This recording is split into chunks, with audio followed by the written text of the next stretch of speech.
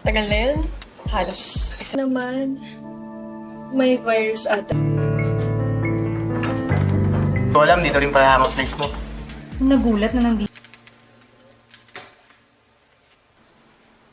May bago akong lalaki. Yes, but then again, Pahinga ka na, Therese. Ang nagugulo. Baka nabi... Di awal film, kita dipertemukan dengan seorang gadis cantik dan sukses yang bernama Therese. Therese dikenal sebagai bos yang tegas di perusahaan penerbitan majalah pria terkenal. Di balik sikap tegas dan independennya, Therese sebenarnya masih menyimpan kesedihan mendalam setelah putus dengan mantan kekasihnya. Hidupnya yang seolah sempurna dari luar, kini mulai retak ketika sahabatnya Maddie mengungkapkan kabar gembira bahwa kekasihnya Arthur akan segera melamarnya. Siyempre, no? Dapat ako na maganda sa paningin niya. Meski merasa senang untuk Maddie, pertanyaan sahabatnya tentang hubungan Therese dengan mantannya memicu kenangan lama yang masih menyakitkan. Tanpa diduga Therese tiba-tiba pingsan, Maddie yang panik segera membawa Therese ke rumah sakit. Di situ mereka menerima kabar mengejutkan dari dokter bahwa Therese didiagnosis menderita leukemia. Kabar ini menghantam perasaan Therese dengan keras, yang membuatnya kehilangan semangat untuk hidup. Setelah bertahun-tahun bekerja keras dan meraih kesuksesan di usia muda, tiba-tiba penyakit mematikan datang menghancurkan segalanya.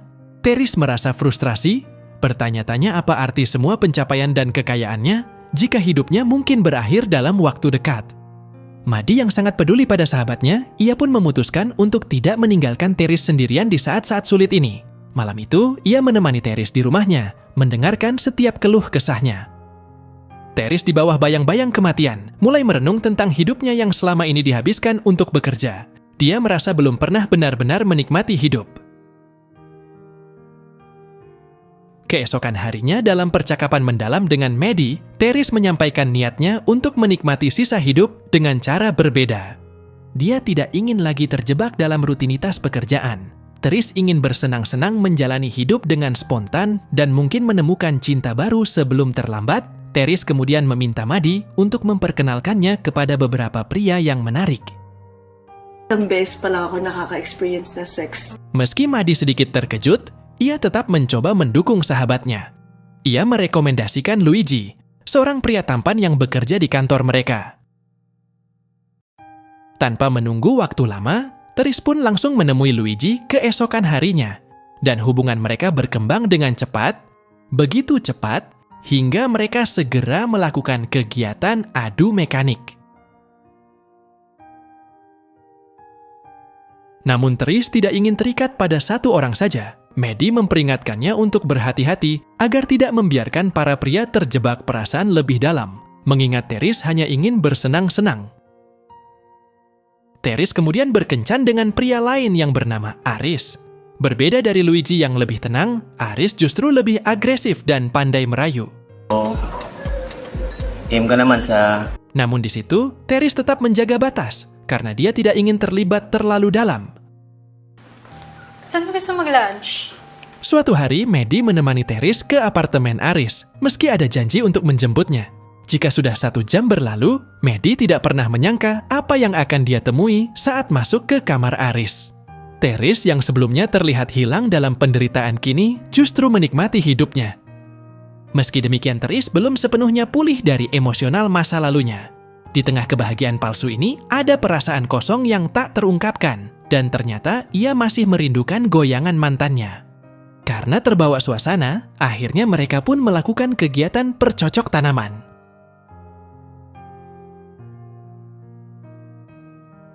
Therese yang merasakan perasaan kehilangan yang mendalam, ia pun berbagi perasaan ini dengan Maddie.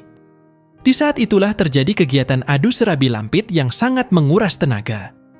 Setelah kejadian itu, Maddie mulai terombang-ambing antara perasaannya terhadap Therese dan hubungannya dengan Arthur kekasihnya. Dia merasa bingung, tak yakin apakah perasaannya terhadap Therese adalah cinta atau sekadar simpati yang mendalam.